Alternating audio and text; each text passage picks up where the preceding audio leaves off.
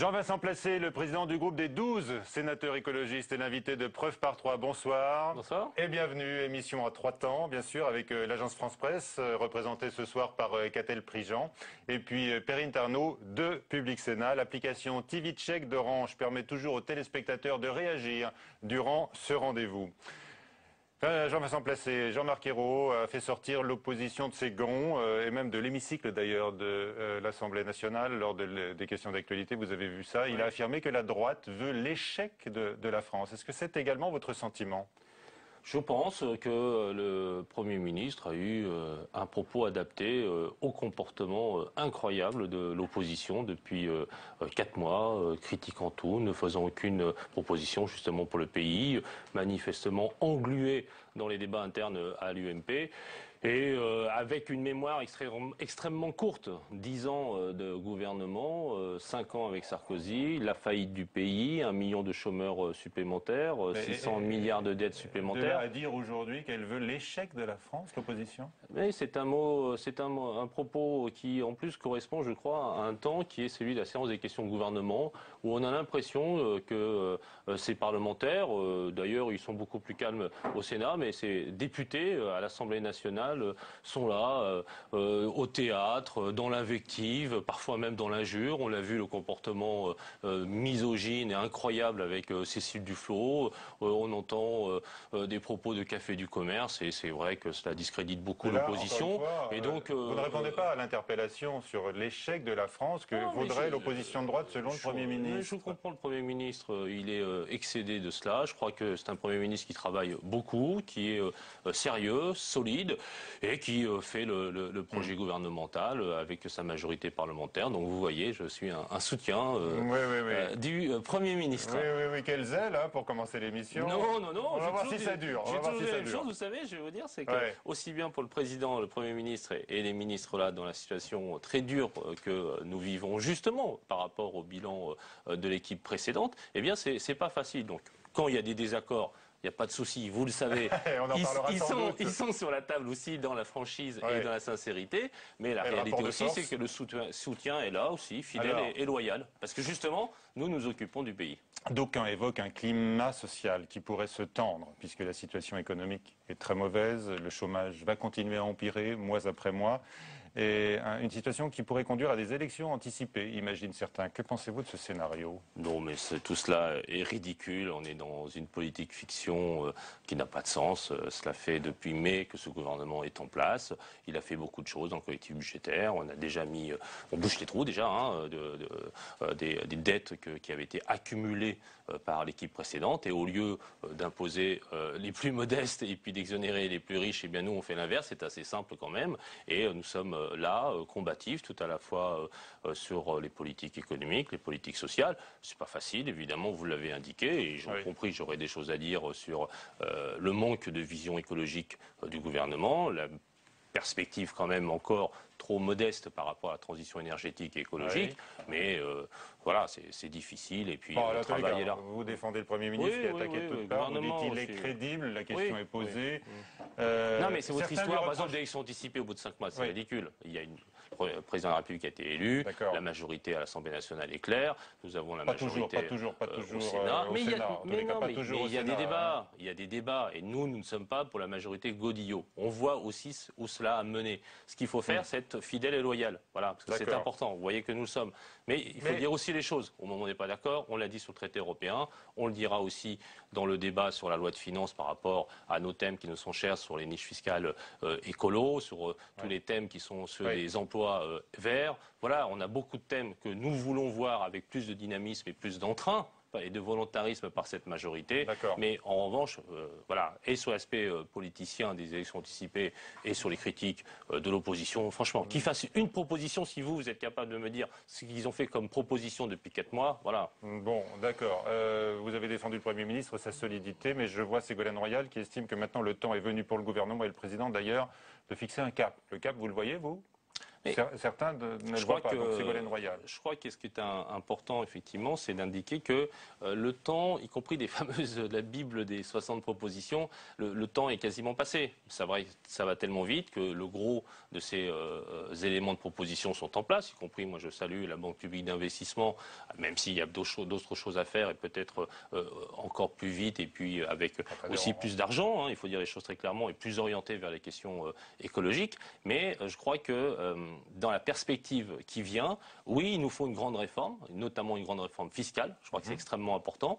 On avait mis en avant la question de la fusion, par exemple, de l'impôt sur le revenu et de la CSG. Je pense que c'est toujours d'actualité. J'ai écouté l'autre jour l'économiste et fiscaliste Piketty, et qui traçait une perspective, qui avait été longtemps d'ailleurs un des conseillers du Parti socialiste avant l'élection. Et là, aujourd'hui, sur la fiscalité et la réforme, c'est à mon avis trop frileux, et donc il faut aller faire plus de choses là-dessus.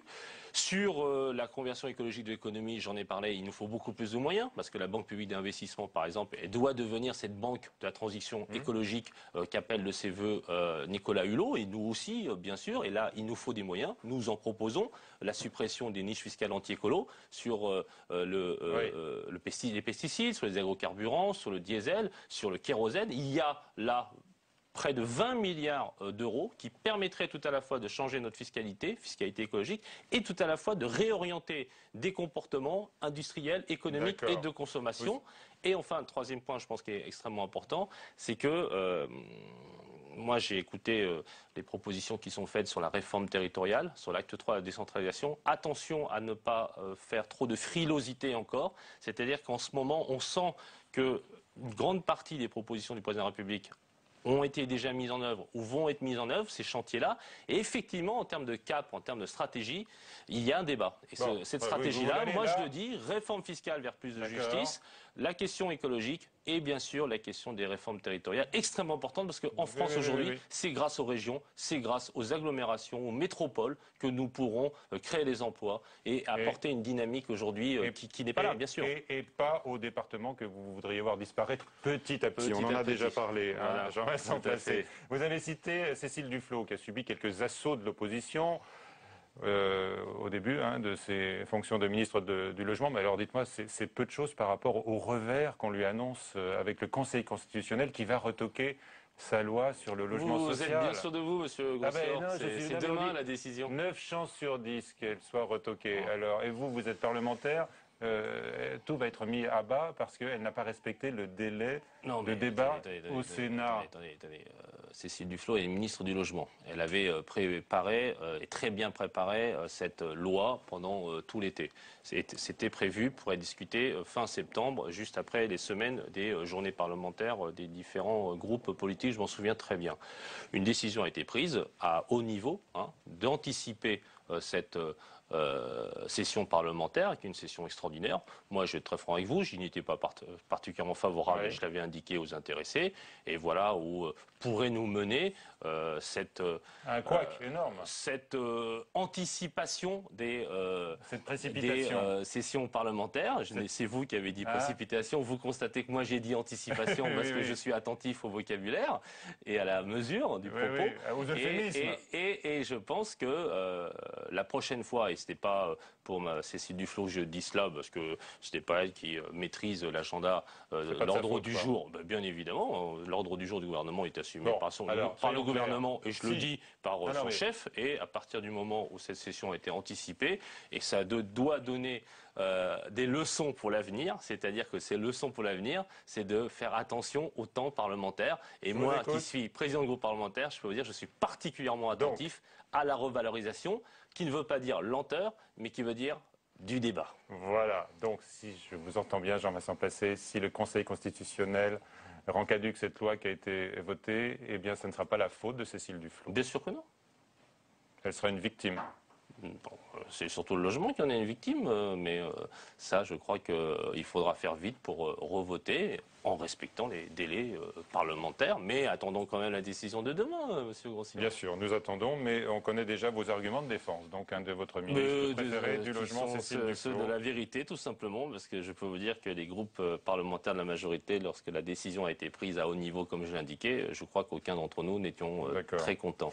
On se rend compte, jour après jour, que la majorité est très difficile à trouver au Sénat sur un certain nombre de dossiers. Oui. C'est d'ailleurs ce qui vous donne un poids important ici, comme d'ailleurs les radicaux de gauche et comme les communistes, qui sont aujourd'hui à l'initiative d'une motion d'irrecevabilité qui a été votée, avec d'ailleurs quelques voix venues du Parti socialiste, au sujet de ce texte sur le bonus-malus énergétique. Vous me l'apprenez, ça? Je vous l'apprends, effectivement, on vient de me le signaler. Oui, absolument, on vient de l'apprendre. Alors, votre réaction? Je crois que dans cette proposition de loi qui a été déjà débattue à l'Assemblée, qui a été votée, il faut être franc. Je vais être très franc, je crois que plus grand monde ne comprend vraiment quelle est l'orientation générale de cette proposition. Nous, les écologistes, nous sommes extrêmement favorables, évidemment, à l'idée initiale de la tarification progressive de ce qu'on appelle les biens communs pour nous, et notamment l'électricité.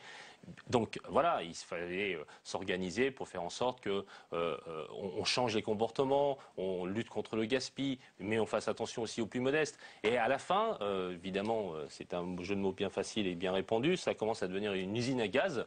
Et nous-mêmes, c'est vrai, à l'Assemblée, nous avons voté seuls, d'ailleurs avec le Parti socialiste. Et là, dans la navette, nous nous sommes aperçus, je crois que tout le monde s'est aperçu, qu'il fallait rediscuter avec l'ensemble des acteurs, aussi bien les entrepreneurs que les usagers, que les syndicalistes. Et moi, je ne jette pas du tout l'opprobre sur nos amis communistes, parce que quelque part, quand il y a des majorités de circonstances comme cela entre le Parti communiste et la droite, ce n'est pas scandaleux en soi. C'est que ça veut dire que, venant de deux formations politiques totalement différentes, on arrive à une même réponse de procédure, et ça veut dire donc qu'il faut rediscuter davantage. Et moi, j'appelle notre ami et collègue Brottes ainsi que le gouvernement à rediscuter rapidement avec l'ensemble des composantes, bien sûr les socialistes et les écologistes, mais aussi avec le Parti communiste français.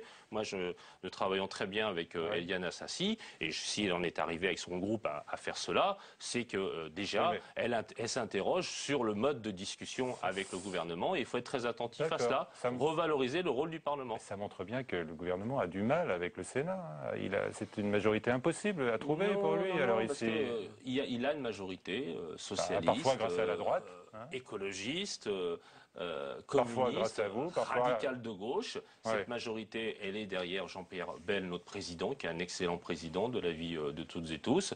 Nous travaillons très bien avec les différents groupes politiques. Après, il y a les prises de position, c'est normal. Moi, je vais vous dire, on essaie parfois de dire, mais on a des querelles avec les radicaux de gauche. On n'a pas de querelles en soi avec les radicaux de gauche. Il s'avère que le groupe radical est particulièrement pro-nucléaire, par exemple ici. Bon, on n'est pas d'accord, mais c'est son droit de penser cela. C'est pas encore interdit. Eh bien, lorsqu'il y a des débats sur l'énergie, forcément, on n'est pas toujours sur la même position.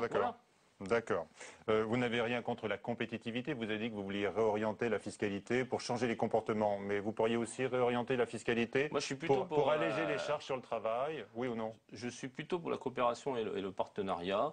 Et je constate que, évidemment, comme tout le monde, il y a des insuffisances très criantes de notre industrie, et particulièrement à l'exportation. Mais je constate aussi qu'à chaque fois, la même petite musique, c'est de dire qu'il faut réduire ce que certains appellent les charges sociales, moi que j'appelle des cotisations. Et je ne crois pas du tout que ça soit le bon chemin. D'ailleurs, le président de la République, à Châlons, en Champagne, a rappelé que le coût du travail chez nous ou en Allemagne était à peu près similaire, et que justement la vision industrielle d'avenir pour la coopération et le partenariat avec les autres pays, et pour y compris avoir des parts de marché utiles sur des bons produits, c'est d'être utile sur de nouveaux produits à plus forte valeur ajoutée, plus modernes et plus innovants. Voilà. Alors, dans quelle philosophie, moi, je m'inscris? Votre philosophie, donc, qui n'est pas celle de Louis Gallois, qui lui prône un abaissement des charges ou des cotisations sociales pour alléger le coût du travail. On va en parler dans un instant. Pareil, M. Grosser, que pour le Conseil constitutionnel, il rend son rapport le 5 novembre. Ce qu'on sait, en revanche. Ce qu'on sait, parce qu'il y a des fuites dans un journal proche de la droite. Dans le Figaro, qui a effectivement levé le voile, peut-être pour mieux enterrer rapidement ce rapport, pour mieux embarrasser le gouvernement, qui semble l'être en tous les cas. Toujours est-il que Delphine Batho, la ministre de l'Environnement, a confirmé, elle, qu'elle avait eu un échange aigre-doux avec Louis Gallois sur deux sujets, le nucléaire et les gaz de schiste, puisque Louis Gallois est favorable aux deux. Alors on va être un instant, si vous voulez bien, Jean-Vincent Placé, écologiquement incorrect. Imaginons ensemble les bienfaits du gaz de schiste pour notre économie en panne. Joachim Robe. Pour certains, c'est un trésor qui dort dans notre sous-sol et dont on se prive pour de mauvaises raisons. Pour d'autres, dont le gouvernement, le gaz de schiste présente trop d'inconnus pour la santé et l'environnement. Son exploitation reste donc interdite en France, mais certains souhaitent rouvrir le débat.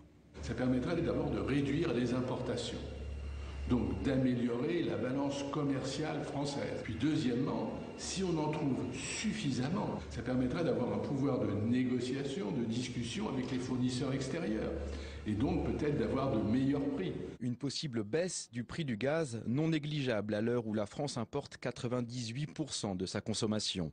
Reste un autre argument. Ça créerait de l'emploi, ça créerait de l'activité, parce que pour exploiter ces gaz de schiste, il faut des tuyauteries, il faut des traitements, il faut tout un tas de choses dans lesquelles les entreprises françaises seraient impliquées. Un argument balayé par cette journaliste indépendante, co-auteure d'une enquête sur le gaz de schiste. C'est des emplois qui sont peu qualifiés, pas si nombreux que ça, et surtout sur une période de temps très courte. C'est des one-shots. On fore des puits, on extrait, au bout de 4 ans, le puits est à sec, et puis on part. Les territoires, eux, ils vont rester avec les conséquences environnementales. Pour l'instant, une seule technique existe, la fracturation hydraulique, qui impacte fortement l'environnement. Mais la recherche pourrait permettre de trouver d'autres méthodes de forage. On est peut-être assis sur des réserves colossales. Étudions, regardons, analysons et partageons des résultats. Mais ne rejetons pas brutalement une technologie sans l'avoir examinée, sans l'avoir analysée, sans l'avoir étudiée. Preuve que le débat n'est pas définitivement enterré, les premiers membres de la commission de suivi des gaz de schiste, créée il y a plus d'1 an, viennent d'être nommés. Voilà, Jean-Vincent Placé, nous avons le plaisir d'accueillir pour la première fois sur ce plateau ce soir notre consoeur de l'agence France-Presse, Catel Prigent. Bonsoir. Vos questions donc au président du groupe écologiste du Sénat. Oui, alors justement, le gaz de schiste, on vient de l'entendre, le débat n'est pas enterré, d'autant plus que, selon la presse, le rapport gallois sur la compétitivité remet aussi le gaz de schiste dans le débat. Il ne faudrait pas un débat vraiment public et autorisé? On débat de ce sujet depuis 2 ans. C'est sur la table. D'ailleurs, on voit l'acharnement du lobby du gaz de schiste qui est, disons-le, présent partout, très actif depuis 3-4 mois déjà dans les cabinets ministériels auprès de Bercy, de Matignon. Voilà, donc je constate qu'effectivement, c'est une musique qui, y compris, a été reprise par le ministre de l'Industrie, M. Montebourg. Qui a été arbitré par le Premier ministre, qui a été arbitré également par le Président de la République à conférence environnementale. Mais nous, les écologistes, nous ne sommes pas sur l'argument de l'autorité du Président de la République, même si je la respecte. Nous, on est dans le débat. Et le débat, c'est qu'il suffit de montrer, parce que ça, vous ne l'avez pas fait dans votre excellent reportage, c'est de voir de quoi il s'agit. À 2-3 000, 4 000 mètres sous le sol, on fait un petit tunnel. Ensuite, on fait à l'horizontale. Et on balance tranquillement, à côté des nappes phréatiques et dans l'environnement et dans la biodiversité, des millions de mètres cubes d'eau, de sable, de produits chimiques et de la vie générale. C'est extrêmement nuisible à notre environnement, à notre santé, et c'est très préjudiciable. Et d'ailleurs, ça a été même repris par nos amis de la droite, si j'ose dire, parce que quand Christian Jacob a vu que ça se passait chez lui en Seine-et-Marne et qu'il y avait non pas seulement des écologistes, mais des gens de sa circonscription très énervés par rapport, et très inquiets en réalité, au-delà de la petite boutade, ils étaient très inquiets devant sa permanence.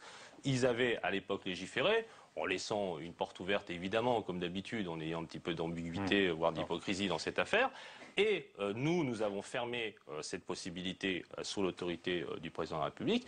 On voit bien, en plus, et ça a été dit par la personne dans le reportage, que, y compris la question industrielle, économique et du coût, n'est pas du tout... elle n'est pas étudiée pour l'instant. Non, elle n'est pas sur la table. C'est étudié aux États-Unis notamment, et on voit que c'est une filière... Aux États-Unis, où justement, gros succès quand même... des entreprises rapatriées qui reviennent, grosse exploitation. Gros succès. Gros succès économique. Non, pas du tout, parce que justement, lorsqu'on voit le coût d'investissement et le coût de rentabilité, on n'y est pas réellement. Alors comme évidemment, il y a une vision d'anticipation du futur, où on se dit on va réussir à prendre des parts de marché, c'est pour ça que ça devient aussi vital pour certains d'arriver dans l'Hexagone, où semblerait-il effectivement, il y aurait des gisements importants de gaz et d'huile de schiste. Eh bien, dans cette vision expansionniste, oui, peut-être il pourrait y avoir ce débat-là, mais c'est vraiment faire fi de tout ce qui a été dit d'ailleurs pendant le Grenelle de l'environnement, qui interdit et prohibe totalement ce genre de... La fracture hydraulique, ça interdit la fracture hydraulique. Mais si on trouvait une autre solution pour récupérer ce gaz... Il n'y en a pas. C'est comme si vous me disiez, on va faire du nucléaire sans déchets. Voilà, vous ne faites pas confiance aux scientifiques, aux chercheurs qui pourraient trouver le moyen d'extraction de cette richesse sous nos pas? Moi, je suis comme saint Thomas, voilà. Je crois ce que je vois. Et lorsqu'il y aura eu un débat réel avec les scientifiques et qu'on pourra, y compris, voir des expérimentations qui se feraient non pas directement mais en projection, eh bien, pourquoi pas? Mais là, il est hors de question pour nous de nous rentrer dans ce débat-là. Et je vous dis, tous les 2 mois, 3 mois, on a encore le débat qui vient. Monsieur Gallois est là-dedans. Bon, je le déplore. Vous comprenez que c'est un peu compliqué pour les gens d'entendre dire qu'il y a une richesse sous nos pieds alors qu'on leur demande de se serrer la ceinture et qu'on on peut même pas en débattre, on peut pas en parler. À chaque fois, on dit non, de toute façon, c'est réglé. Tout le monde en débat. On voit bien que nos amis Sauf Montebourg, de l'industrie qui veut réimplanter par ailleurs des mines. On voit bien que nos amis de l'industrie énergétique sont très présents. On a vu Monsieur Chilansky, je crois, c'était pas sous-titré, mais qui est le patron justement de l'Union des industries de l'énergie. Très prudent lui-même parce qu'il ne veut pas vous provoquer, j'ai l'impression. Alors, moi j'ai fait un débat avec lui et effectivement, je l'avais trouvé assez prudent sur la question. Vous lui faites peur? Non, non, pas du tout, mais je pense que justement, il a lu aussi les différentes études du Conseil général du développement durable et d'autres organismes qui ne sont pas particulièrement ouvertes sur la question et qui considèrent que, d'une part, en termes de coût, cela ne serait pas tout à fait quelque chose de très compétitif, et d'autre part, le coût environnemental, je l'ai indiqué, il paraît quand même très flagrant. Non, mais pas pour l'instant. Pour toujours. Le président de la République, déjà, et c'est long, a dit que pendant le quinquennat, il n'y aurait pas de permis octroyé. Autre sujet où décidément M. Gallois ne va pas être votre ami, c'est que deuxième richesse de la France, selon lui, enfin selon ce qui pourrait être révélé dans son rapport, c'est le nucléaire. Oui, c'est la totale. Une vieille lune, comme dit votre ami M. de Rugy. Mais bon, moi, j'ai pas envie de dire du mal de M. Gallois parce que c'est quelqu'un que je respecte beaucoup. Après, en 81, il était déjà le directeur de cabinet de Jean-Pierre Chevènement. Bon, donc il a de la constance dans ses idées. C'est un haut fonctionnaire, comme la France en produit des remarquables, et il fait partie de cela. Il a ensuite présidé les entreprises nationales, nommé en Conseil des ministres, après avoir été haut fonctionnaire, nommé dans l'industrie, où il a d'ailleurs très bien réussi. Par exemple, je pense à SNCF, où il est resté 10 ans. C'est dans des entreprises publiques de services publics. Mais voilà, je ne veux pas être désagréable, même si à EADS, il a fait le travail, etc. Mais quelle est la légitimité qu'on peut avoir parce qu'on a été haut fonctionnaire Non, parce que c'est un truc grand industriel. Non, voilà, c'est ça qui est terrible. C'est qu'en France, mais je suis content qu'on ait le débat, en France, on dit c'est un grand industriel. Oui et non, c'est un haut fonctionnaire qui a été chef d'entreprise et nommé. Mais la vision industrielle, c'est quoi? C'est d'essayer de créer une nouvelle activité, un nouveau produit, d'aller à l'export. Non, on a une vision, on a le vrai problème, et c'est ce qu'on vous disait tout à l'heure par rapport à la question de la compétitivité. Moi, j'ai dit, d'ailleurs, ça fait parfois râler, le vrai problème du pays depuis longtemps, c'était une forme d'industrie colbertiste. C'est-à-dire que tout à la fois, on est sur des sujets assez tradis, conservateurs, c'est le nucléaire. On se dit, voilà, c'est l'idée du gaz de schiste. Au lieu de ça, on pourrait faire les énergies renouvelables, on pourrait faire de la rénovation de bâtiments, mais ça fait rigoler parce qu'on se dit, ah bah non, c'est pas ce qu'on faisait traditionnellement, etc. Sauf que les Allemands, ils en font 380 000 emplois, au Danemark, en Chine, évidemment, en Corée du Sud. Les États-Unis sont très largement en avance sur nous, et nous, on reste sur le schéma habituel où, d'ailleurs, les hauts fonctionnaires, ils font ensuite de l'industrie, comme vous dites, et on dit un grand industriel. Bon, même si j'ai pas de critique à faire. Ou alors, ce sont des banquiers, c'est Monsieur Jouyet. Moi, j'ai du respect, c'est pas du haut de ma faible expérience industrielle économique. Je me permettrai de donner des leçons à M. Gallois. Mais le système français de la pensée unique, tradie, qui paraît authentifié par les grandes écoles type ENA, franchement, moi j'en ai marre. C'est aussi pour ça que ce pays est extrêmement immobile et frileux, notamment dans la compétition internationale. Et c'est la même histoire que Jean-Pierre Jouyet. Bien sûr qu'il est super intelligent, Jean-Pierre Jouyet. Bien sûr qu'il a plein d'idées. Bien sûr qu'il sait tout. Il a même été ministre des Affaires européennes de Sarkozy. Bon, très bien. Mais là, on le met à la Caisse des dépôts, on le met à la BPI, mais on a bientôt qu'à le mettre à la Banque de France et au Crédit Immobilier de France. Enfin, voilà. Allons chercher. Moi, j'ai pas d'idée là-dessus particulière, mais des jeunes qui veulent se lancer, qui disent, ah mais non, mais est-ce que vous voyez qu'on est un pays où la plupart des commissions qu'on monte, on fait ça avec Lionel Jospin, et c'est pas une question d'âge, enfin même sur la vie politique, on fait ensuite Gallois, enfin voilà, aux États-Unis, vous voyez, il y a un débat Romney-Obama. Non, mais il y a un débat Romney-Obama. On va bientôt être dans une vision du Parti communiste chinois où à la fin, il y a une reproduction des élites. Ce sont les mêmes qui disent toujours. Et oui. Et c'est pour ça que ce rapport, et vraiment, moi, j'ai du respect évidemment pour parce que vous le répétez beaucoup, mais quand même, vous les avez habillés pour l'hiver. Non, mais quand même. Je souhaite vraiment que nos téléspectateurs réfléchissent à ça. Mais vous les avez donc habillés pour l'hiver et au-delà. Hein. Alors je note. Louis Gallois, il faut dire les choses de temps en temps. Jean-Pierre Jouyet, Lionel Jospin. Nous, les écologistes, on a parfois une critique sur notre crédibilité, etc. On nous dit, ah bah oui, mais vous venez d'où, vos idées, etc. Mais nos idées sont bonnes. Voilà. Et nos idées, elles s'appliquent déjà dans le monde entier. Et on a du retard. Non, je dis pas ça. Et franchement, je suis bien occupé en ce moment, donc tout va bien. Mais voilà, ces idées-là, de la conversion écologique de l'économie, de la modernité, de ne pas essayer d'être dans le débat. Non mais, si dans ce rapport qui va sortir le 5 novembre, eh bien, il y a quand même l'idée de baisser les cotisations pour faire réduire des dépenses publiques et augmenter la CSG et la TVA de près de 10 milliards, c'est-à-dire à peu près l'équivalent de ce qu'aurait rapporté la TVA sociale du gouvernement précédent. Très simplement, la prochaine fois, au lieu de faire le rapport avec M. Gallois, on le fait avec M. Baron et Mme Pécresse. Voilà, ce serait à peu près le même rapport. Ah, et alors, on vous résume, hein. Jean-Vincent Placé, allez hop, du balai. Non, mais voilà, c'est dit. C'est dit. Ah ben, vous n'avez pas un quatrième nom. Vous n'avez pas perdu votre temps, monsieur Grossian. Non, on n'est pas un quatrième nom. Non. Pour les Jospin, Jouyet, Gallois. Les OGM peut-être dans l'actualité. Quelqu'un qui vous plaît un peu plus, c'est le professeur Serralini. Malheureusement, son étude a été récusée. Je n'ai rien pour personne ni contre personne. Donc l'étude récusée, de nouveau, donc les OGM de nouveau en débat. Mais non, mais ce n'était pas plus pertinent avec l'étude que sans l'étude. Nous attirons l'attention avec le principe de précaution sur la nocivité des OGM et le fait qu'il y en ait aujourd'hui, avec la réglementation européenne, partout dans les produits alimentaires, y compris de nos enfants. Voilà. Donc on a eu des débats sur lesquels on a été les précurseurs, les lanceurs d'alerte, d'où d'ailleurs la proposition de loi que nous voulons faire sur le sujet avec Marie-Christine Blandin. Nous voulons l'indépendance de l'expertise.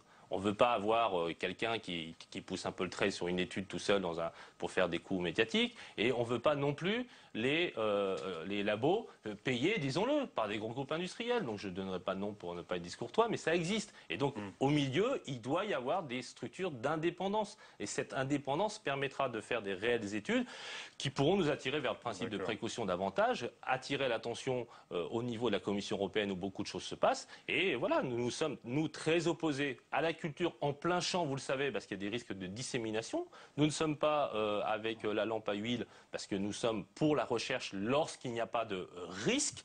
Et en revanche, tant qu'on n'a pas une expertise indépendante, eh ben, l'inquiétude est là, d'où la précaution. Mais je vous invite. Est-ce que je pourrais vous interpeller si on avait plus de temps en vous disant, lorsque vous voyez une présence d'OGM sur le maïs ou quelque chose, je suis sûr que vous prenez une autre boîte. Voilà, je suis sûr que vous ne prenez pas la boîte où il s'est marqué OGM. Voilà. C'est sûr que c'est pas un argument commercial très encourageant. Voilà. Et sauf que avec la réglementation, parce que les lobbies sont très malins, ils se glissent. C'est quand c'est à moins de 0,1%, eh bien, du produit, eh bien, il peut y avoir des OGM. Allez. Il y en a partout. Il y en a dans les céréales, il y en a dans les produits alimentaires, plats cuisinés, etc. Moi, j'invite à regarder ça. Une minute pour la dernière question et votre dernière réponse à Catel Prigent. Un dernier nom dont on a beaucoup parlé ces derniers temps. Du balai. Florence Lamblin, oui. L'élu du 13e, qui est mise en examen dans une affaire de blanchiment. Là aussi, vous dites du balai. Non, je crois que Pascal Durand, notre secrétaire national, a communiqué sur le sujet. Il a été très clair. Sans jeter, il a enfin rendu ses mandats, vous dites vous. Sans jeter d'opprobre, parce que c'était et c'est toujours, je crois, une camarade de parti. Après, le blanchiment, je sais pas, moi je suis pas juge, je suis pas procureur non plus. Il y a des reconnaissances de faits de fraude fiscale et il y a eu une leçon de tirer, c'est de tout à la fois de se défendre dans la présomption d'innocence qui n'a pas été vraiment respectée, et puis de se démettre de ses mandats. Et je vais vous taquiner encore parce que vous voyez, je suis en forme. On adore ça. j'espère, et j'y travaille, faire en sorte qu'on puisse mettre en place une loi où, lorsque un jour, je ne sais pas ce cas-là, mais parce que la peine est déjà là avec les médias. Pendant 72 heures, on est coupable. Pendant une semaine, on est coupable. Elle a reconnu une fraude fiscale. Elle a reconnu sa fraude et puis elle a payé rubis sur l'ongle ce qu'elle avait oublié de régler au fisc. Mon propos est plus général que ce cas-là. Je vois énormément de cas où on met les gens au pilori sur la place publique. Et quand 2 ans plus tard, il y a un non-lieu, je ne parle pas de ce cas-là, mais j'attire l'attention, y compris des médias, par rapport à la déontologie. Je ne vous parle même plus du secret d'instruction, parce que là, on n'est plus là. Je ne vous parle même pas d'une forme d'équilibre dans la communication. Et bien, de faire en sorte que s'il y a des non-lieux, eh bien, on ait le même temps de communication aux mêmes heures que ce que vous avez fait pour y aller à fond dans la période de présomption d'innocence. C'est pas mal, ça. Pour les médias. C'est pas mal, ça. Bien sûr, bien sûr. Merci, Catel-Prigent. Merci. Elle est bien, mon idée. Hein. Très bien, on en reparlera, on verra. On n'a pas le temps d'en débattre, c'est la vôtre. Allez, on va revenir sur le rôle que vous jouez donc avec votre groupe de 12 sénateurs écologistes. On en a déjà un petit peu parlé tout à l'heure, Jean-Vincent Placé. Un rôle clé, bien sûr, avec celui des radicaux de gauche, des communistes, et je le rappelle, puisque donc les socialistes n'ont pas la majorité à eux seuls au Sénat. Je vous vois presque sourire, Jean-Vincent Placé. Non. Avant d'accueillir Perrine Tarnaud, un éclairage signé Bérengère Dinglas. Maillon manquant de la majorité.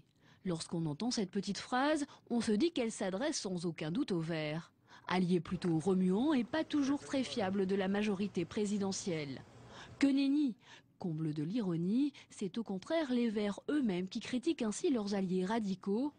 En s'abstenant, ils ont empêché une résolution écologiste favorable aux Roms d'être votée. Nous sommes là pour appuyer la politique du président de la République et du Premier ministre, ce qui ne veut pas dire que nous soyons des supplétifs d'une armée qui serait à un moment donné en déroute, mais nous ne faisons pas de surenchère. Car jusqu'ici, question solidarité gouvernementale, les Verts n'ont pas trop de leçons à donner. Il y a quelques semaines, le refus de voter le traité européen est apparu comme le premier couac de la majorité gouvernementale. Aujourd'hui encore, le parti n'hésite pas à critiquer ouvertement la politique du président de la République. Globalement, eh bien, se dessine pas une politique stratégique pour faire face à la crise. Déçus? Désabusés les Verts? À en croire Pascal Durand ce matin dans le Figaro, il souffre de l'arrogance des barons du PS. Ainsi, à l'Assemblée, Barbara Pompili et son coprésident du groupe Vert n'ont toujours pas eu de réunion de coordination avec leur homologue socialiste Bruno Le Roux. Pour le porte-parole du parti, une petite leçon de loyauté. Vous savez, il y a en Russie quelque chose qui s'appelle la troïka. La troïka, c'est finalement un attelage avec 2 types de chevaux, des chevaux qui sont au galop et des chevaux qui sont au trot. Notre pacte majoritaire, c'est aussi une troïka aujourd'hui. Nous, on est au galop derrière le gouvernement et pour l'instant, ils sont au trot. Voilà, on attend qu'ils passent ou qu'ils veuillent bien passer au galop pour probablement, vraiment définitivement, ancrer le pacte majoritaire. Si à l'Assemblée, les Verts sont snobés par leurs collègues socialistes, au Sénat, l'état d'esprit est un peu différent. Peu nombreux, 12 sur 348, ils parviennent pourtant à faire beaucoup parler d'eux. Le président du groupe, Jean-Vincent Placé, est partout. Presse écrite, télé. Depuis un an, l'élu de l'Essonne irrite souvent. Mais son activisme s'avère plutôt efficace. Si je devais retenir un adjectif pour décrire Jean-Vincent Placé, c'est l'habileté que je retiendrai. Entre le besoin identitaire et la culture de gouvernement, les Verts vont devoir choisir. La phase de rodage ne s'éternisera pas et l'avenir de la majorité gouvernementale est en jeu. Voilà, Perrine Tarnaud nous a rejoint. Perrine, bonsoir. Jean-Vincent Placé. Donc on se demande effectivement quand vous allez passer au galop, si on écoute bien Thierry Mandon. Pas au gallois déjà, on a compris. Hein. Pas au gallois, mais au galop. Excusez-moi. C'est vous qui créez ce phénomène d'entraînement. J'ai pas compris. Au galop. Le gallois. Faites attention, nos téléspectateurs vont zapper là. Bon, et puis quand on vous entend aussi critiquer les radicaux de gauche ici au Sénat, vous les traitez de maillons manquants dans la majorité. Là, c'est un peu l'hôpital qui se fiche de la charité, non, Jean-Vincent Placé? Non, mais on traite personne. Moi, je suis... vous avez fait quand même un communiqué. Oui, du mécontentement après le rejet d'une proposition de résolution très solide et argumentée qui était présentée en particulier par Aline Archimbaud, sénatrice de la Seine-Saint-Denis, qui reprenait et qui consolidait l'accord qui avait été indiqué par Jean-Marc Ayrault, le Premier ministre. Le Parti socialiste, le groupe socialiste avait voté notre PPR, proposition de parlementaire de résolution. Et vous ne pouvez pas demander aux autres groupes politiques de la majorité présidentielle d'être des partis godillots, enfin. c'est pas une question de godillot, c'est que c'était une proposition de résolution qui soutenait pour le coup la politique du gouvernement, qui apportait des compléments. Vous n'êtes pas forcément toujours là au rendez-vous, toujours présent au rendez-vous du gouvernement. Si, mais nous sommes clairs avec le gouvernement et le président de la République. D'une part, on a voté pour évidemment que le président soit élu. Nous sommes dans la majorité parlementaire. Nous avons un accord. Et cet accord, il est important. Et nous voulons le faire respecter. Après, dans le débat, nous avions sorti, vous le savez, le pacte budgétaire européen, parce que pour le coup, on ne voyait pas comment il pourrait y avoir de compromis. Nous avons eu notre vote, essentiellement négatif. Et sur la trajectoire budgétaire, vous constaterez que ce n'est pas pour embêter le gouvernement. D'ailleurs, de grandes voix commencent à dire qu'on ne tiendra pas les 3% en 2013. Y compris celle de Pascal Durand, le leader d'Europe Écologie. Oui, mais Pascal Durand, bien sûr, mais il y a aussi Claude Barthelone. Il y a Claude Barthelone, le président de l'Assemblée nationale. Il y a Harlem Désir. Et même Pierre Moscovici, le ministre de l'économie et des finances, a commencé à ouvrir la porte. Pourquoi? Parce qu'il y a un moment, il y a la réalité. Moi, je crois que c'est extrêmement important d'être volontariste et enthousiaste, y compris sur la politique industrielle, pour aller chercher des emplois, pour plus de social, bien sûr. Mais sur les comptes publics, on ne va pas faire semblant. On va avoir du mal pour les 0,8 l'année prochaine. On va avoir du mal pour faire entrer ces impôts, qui seront peut-être moins d'ailleurs, parce que justement la croissance ne sera pas au rendez-vous. Donc il faut dire les choses. En revanche, sur le reste, sur le collectif, sur la loi de finances, nous sommes là et nous sommes bien solidaires. Et permettez-moi ce petit propos un peu taquin, c'est que quand j'entends le ministre de l'Intérieur dire que le droit de vote étranger, c'est pas un sujet qui l'intéresse, nous on est là. Quand j'entends certains dire que le mariage universel, ça doit être un peu pour plus tard, sans la PMA, alors que le président de la République, lui, s'était engagé sur la PMA, nous, on est au rendez-vous. Et nous serons aussi au rendez-vous pour lutter contre le cumul des mandats. Et vous voyez, il y a beaucoup de sujets où nous sommes bien plus solidaires du gouvernement que d'autres, même si ça ne me choque pas qu'il y ait ce débat à gauche. Oui, mais Jean-Vincent Placé, justement, sur tous ces sujets, sur le mariage homosexuel et sur la procréation médicale assistée, sur le droit de vote des étrangers, sur le non-cumul des mandats, tous ces rendez-vous pris effectivement par le président de la République pendant la campagne présidentielle ont été repoussés. 2014, après les municipales pour le droit de vote des étrangers, par exemple. Qu'est-ce que ça vous inspire? C'est pas décidé. C'est ce qu'a confirmé aujourd'hui la porte-parole du gouvernement, en disant que ça en toute logique, ça ne va pas. Il n'y a pas de majorité, vous le savez bien, au Parlement. Il n'y a pas de majorité, notamment les 3/5. Qu'est-ce que vous voulez, un référendum? Non, mais moi, je veux pas de référendum, parce que je vais vous dire, et je l'ai toujours dit, y compris sur le pacte budgétaire européen, moi, je suis contre la logique référendaire de notre pays, donc j'ai pas de problème par rapport à ça. Mais par exemple, le président de la République, moi, je suis là aussi pour l'inciter à tenir ses engagements. Nous avons un accord avec. Il n'y a pas de majorité pour le voter. Des 3/5. Il faut convaincre. Dans ce cas-là, ça veut dire à quoi ça sert de faire de la politique? Si on dit non, là on est sûr que ça va pas passer, donc on fait pas. C'est pas. Vous voulez l'envoyer au casse-pipe? Non. Je souhaite qu'il y ait un engagement ferme, dynamique et volontariste du chef du gouvernement pour arriver à faire passer cette proposition de loi le plus rapidement possible et au moins au premier trimestre 2013. Et je rappellerai, même si moi je ne suis pas trop pour la logique référendaire, que le président de la République s'est engagé. Les engagements du président de la République, je vais vous dire, le Parti socialiste, lorsqu'ils ont un arbitrage difficile, y compris en notre défaveur, dit mais le président de la République l'a promis. Très bien, faisons les promesses du président de la République, faisons-les sur le droit de vote des étrangers, faisons-le également sur le non-cumul des mandats de façon drastique. Faisons-le en 2013, voire même plus loin. Il y a quand même un risque de crise politique au sein de la majorité sur ce non-cumul des mandats. Le chef de l'État, il y a 2 mois, dans une émission télévisée, a dit rendez-vous dans 2 ans. Moi, j'ai dit la même chose depuis le début par rapport à la participation gouvernementale écologiste, par rapport à notre soutien. Il est évidemment acquis par confiance, mais évidemment, comme en amour, la politique, ce sont des preuves. Voilà. Donc moi, les preuves, je les attends, c'est-à-dire. Vous attendez les preuves. Bien sûr. Supervigie en quelque sorte. Mais non, parce que je ne veux pas être que ça.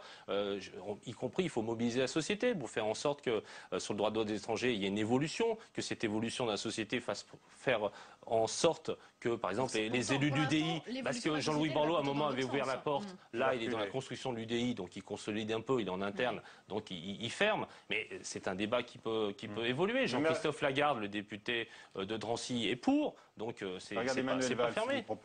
Manuel Valls, lui, pendant la campagne, il soutenait François Hollande qui était pour. Maintenant, il dit qu'il est contre. Donc vous voyez, les gens évoluent. En compensation, il veut favoriser les naturalisations. Ça va dans le bon sens. Alors, il ne faut pas que ça soit en compensation. Je vais vous dire, moi, la question de la naturalisation, vous savez que pour moi, c'est quelque chose d'important. Donc on ne peut pas dire que ce soit une compensation. Ça doit être une grande politique d'intégration à la République. Bon, il ne le présente pas comme ça. Mais... Non, mais si. Je crois que là-dessus, sur cette question-là, lui aussi, Sarkozy, hein, vous savez, il n'est pas né français, ça l'intéresse particulièrement. J'en ai beaucoup discuté avec lui. Il est d'une sincérité totale et franchement, il n'est pas du tout dans le débat naturalisation versus pas de droit de vote des étrangers. Ce serait pour le coup méconnaître la sincérité sur ce sujet de Manuel Valls, de la mienne et des nombreux parlementaires de la majorité. Donc sur ce sujet-là, voilà, les choses sont dites. Vous avez parlé tout à l'heure de volontarisme. Il y en a un qui fait toujours beaucoup de bruit dans le gouvernement, c'est Arnaud Montebourg. Oui. Vous aimez bien le critiquer. Alors, comment vous avez trouvé sa marinière à la une du Parisien Magazine vendredi dernier? Je m'étais dit une petite phrase comme ça, mais bon, c'est de me dire que si le ridicule tuait encore... eh bien, il y aurait un remaniement gouvernemental. Ah oui. Dans le roman Moulinex. C'est ridicule. Enfin, il fait repartir les... Hein, c'est ridicule. Mais pourtant, il a fait bondir les ventes d'Armand Lux, des marinières. Ah ben, oui, c'est bon pour Armand Lux, mais non, mais franchement... Vous trouvez que c'est... Un ministre transformé en homme sandwich. Mais c'est même pas ça, c'est que comme tout est dans tout. Si ça avait été un moment où il y avait une forme de réussite de son action, qu'il y avait une dynamique et puis qu'il fait un petit clin d'œil sympa, mais tout de même, moi j'ai de la mémoire malheureusement pour certains, c'est les discours sur PSA, les discours sur Florange, les discours sur Petroplus. Moi, je m'étais permis, parce qu'on m'a dit oh, t'as une polémique avec lui. Je dis non, j'ai pas de polémique avec lui. C'est que dans 3-4 mois, on sait que ça va fermer. Moi, il faut être sincère. C'est le même débat que tout à l'heure où j'étais un peu sévère sur certaines commissions. Il faut être sincère. On sait qu'on n'a pas de moyens politiques et financiers. On le sait. J'ai dit on va nationaliser ces entreprises. On va faire la commande publique que l'Europe ne permet pas. On va participer au capital, on va renflouer les caisses. On le faisait dans les années 80 comme ça, avec Usinor Sassilor. Et donc, moi je sais pas, vous voyez les résultats. Y compris le débat de l'European Buy Act qui avait été lancé par Sarkozy et qui avait été repris à un moment avec le Made in France, le lien European Buy Act et Made in France, pourquoi pas? Mais avec quelles dispositions? Est-ce qu'il va à Bruxelles faire changer des dispositions pour protéger notre marché intérieur européen? Voilà. Mais vous êtes d'autant plus choqué par cette photo? Bien sûr, là je me dis vraiment, il se moque du monde. J'espère quand même y compris par rapport aux gens d'Aulnay, aux gens de Florange, aux gens de Petroplus, quand ils voient ça, vous croyez quoi? Vous croyez que ça les amuse de voir le ministre qui les a bonimentés là, comme ça, avec la marinière? Enfin, vraiment, c'est ridicule, voilà. Dernière question avec notre partenaire Orange et leur application TV Check. Il y a eu beaucoup de questions de militants écolos qui se disent en général un peu déçus de votre participation au gouvernement, enfin de la participation des Verts au gouvernement. Mais je vais vous poser plutôt la dernière question qui nous est arrivée de Tom, qui lui est séduit par le discours de Borloo et par son nouveau parti centriste l'UDI, et notamment Chantal Joanneau qui veut en faire le premier parti écologiste de France. Qu'en pensez-vous? C'est un peu antinomique par rapport à ce qu'ils ont fait pendant 5 ans. Moi, il s'avère que j'aime beaucoup Jean-Louis Borloo personnellement, comme beaucoup d'ailleurs dans la classe politique. Je pense, il a dit les choses très clairement. Il vient de faire... Bon, déjà, rapidement, Jean-Louis Borloo, il a lancé le Grenelle de l'environnement. Et Madame Joanneau et Madame Kosciusko-Morizet, elles ont enterré. C'est-à-dire qu'après Jean-Louis Borloo, ils ont réussi à enterrer cette belle idée en ne faisant strictement rien, en obéissant au chef de l'État Sarkozy, qui avait dit l'environnement maintenant, ça suffit. Et maintenant, il a fait l'UDF. D'ailleurs, c'est pas pour rien que Giscard d'Estaing et Simone Veil étaient là. C'est qu'il a fait l'UDF, un parti social, libéral, européen, centriste, et donc de droite, comme on disait. D'accord. Alors vous avez éreinté là, Arnaud Montebourg. Juste un mot sur Vincent Payon qui a repris la proposition de dépénalisation du cannabis. On se souvient de la polémique avec Cécile Duflot. Vous le trouvez irresponsable ou courageux? D'un mot. Je le trouve brillant, intelligent et courageux. Allez, comme d'ailleurs Marisol Touraine, comme Christiane Taubira, comme Stéphane Le Foll. Je peux vous dire, je peux vous dire que parce que vous demandez toujours les critiques, et là il y en a par rapport au projet écologiste, mais très globalement, très majoritairement, les ministres, je trouve, font un travail remarquable, et particulièrement, bien sûr, les deux nôtres, Cécile Duflot et Pascal Canfin. Voilà, vous terminez sur une note balancée. Merci à vous. Merci Jean-Vincent Placé. Merci Perrine. Bonsoir à tous.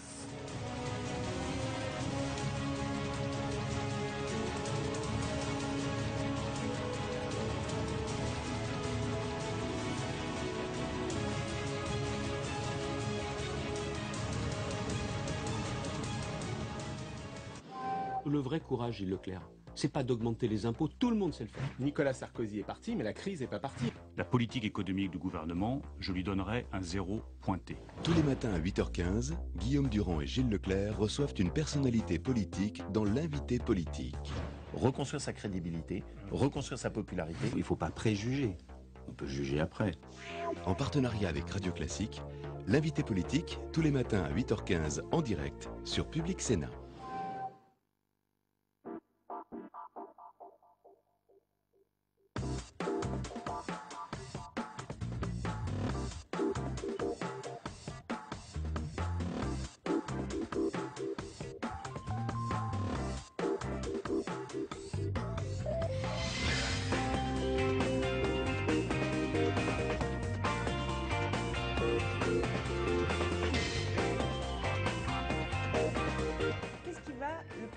D'abord en un mot de la vie politique.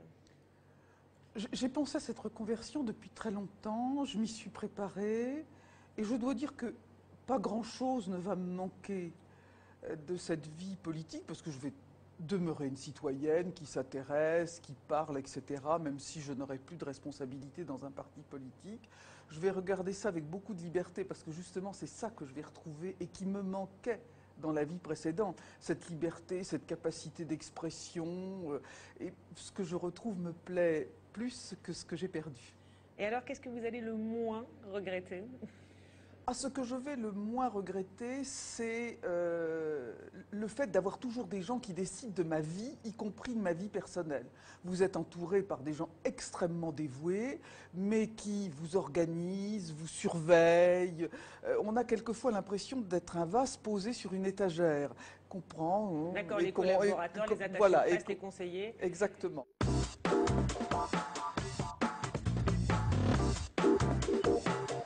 Au même moment, au ministère de la Culture, Frédéric Mitterrand accueille Aurélie Filippetti. Une passation aux allures de Festival de Cannes, empreinte de la plus grande courtoisie.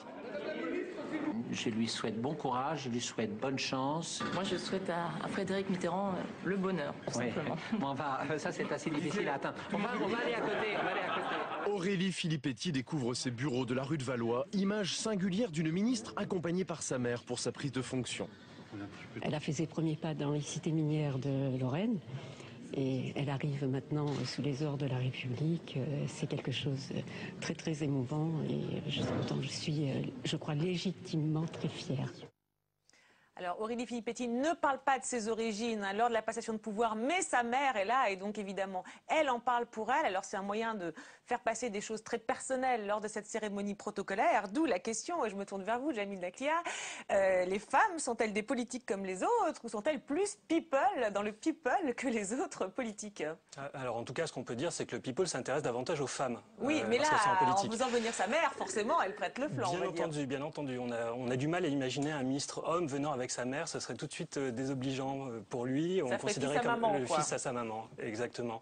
Donc là c'est une carte qui est jouée, une carte de communication politique qui est jouée à dessein de la part d'Aurélie Filippetti et ça introduit une dimension plus humaine, plus proche et on associe souvent les femmes en politique avec la gestion du foyer familial. Du coup, sur ces images, vous en pensez quoi, vous, de ces images? Est-ce que justement, dans ce contexte-là, c'est bien de jouer cette carte plus personnelle ou ça peut être dangereux parce que justement, ça sous-entend qu'elles vont être peut-être plus dans le registre, on va dire, de l'intime et moins dans le registre de la politique avec un P majuscule? C'est le risque parce qu'on est un pays qui est un pays extrêmement politique, on est un pays qui se méfie énormément de toute la relation entre le public et le privé et tout ce qui peut apparaître comme étant l'exposition de sa vie intime, en général, est plutôt malvenu ou en tout cas n'est pas forcément perçu positivement ou créer de la suspicion à l'égard du fond politique. Donc, la maman d'Aurélie Filippetti, vous direz quoi alors? Ça peut susciter de la suspicion sur le fond politique? Ou en tout cas, ça peut susciter une petite interrogation sur la capacité d'Aurélie Filippetti à être entièrement libre de son action. Et le fait de faire appel à sa mère ou à un proche dans des moments qui ne sont pas forcément des moments d'émotion, mais qui sont également des moments politiques ou républicains, peut pour partie fragiliser Aurélie Filippetti. Un petit mot là-dessus? Juste deux choses. Effectivement, moi ce que je pratique souvent quand je regarde les images ou quand je lis des écrits de femmes politiques, je pratique ce que j'appelle le test de symétrie. Si c'était un un homme, est-ce que ça fonctionnerait? Bon, évidemment, ça ne fonctionnerait pas. Parce qu'on a dit, parce que peut-être qu'un homme se verrait moins inviter sa mère à sa passation de pouvoir. Mais voilà, ça ne fonctionnerait pas. Donc on est là dans la construction d'une identité de femme spécifique. Alors, bien sûr, elles abondent ce type de stéréotypes et les journalistes, parce que là, je crois qu'il y a aussi un mot à dire là-dessus, en jouent, puisqu'ils répondent très fortement à cette mise en scène qui est faite par les femmes politiques. Ah oui, parce que les journalistes, ils aiment bien quand il y a un peu de people. Oui, voilà, donc il y a une co-construction qui est intéressante.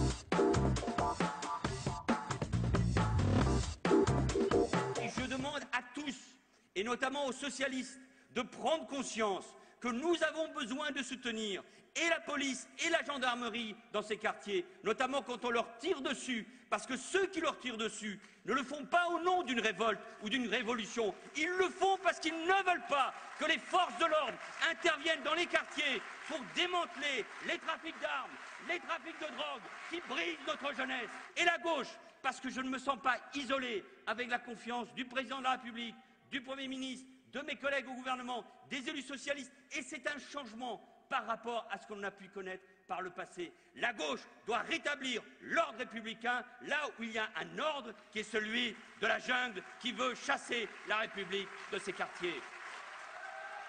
Mais je continuerai à mener le démantèlement de campements où il y a de la misère sanitaire, sociale, où il y a des bidonvilles. Qui peut permettre à gauche des bidonvilles dans le banlieue? Qui peut permettre des bidonvilles sous les autoroutes?